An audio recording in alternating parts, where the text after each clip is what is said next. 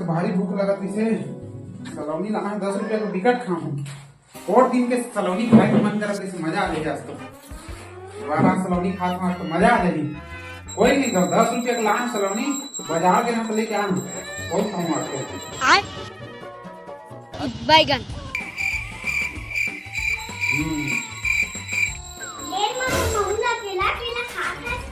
कौन ले माता ले लेकिन कोई मत बतावे ना तोला बार देखो 10 रुपया के लेके आए हो कोई मत बतावे पक्का ना तबे देखूं फिर नहीं दूं ले जा कोई मत बतावे चुपचाप खावे जा हाँ तुम्हारे आगे फिर अरे नमक तो सलौनी का पास मामा पोट कान धारा है पोट कान हां जाओ फिर मांग ले भाई अरे तुम कहां गया फिर वो सलौनी मांगी और देखो चुपचाप यार ये सलौनी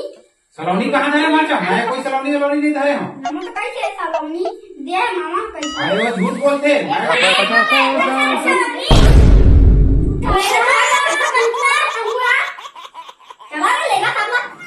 हाँ तुम्हारे दोनों दिन पर खाना पला रहे माचा ओ बाजार गए ना तुम्हारे दोनों दिन पर लेके आ रहे हो खाओ खाओ जल्दी खाओ हाँ?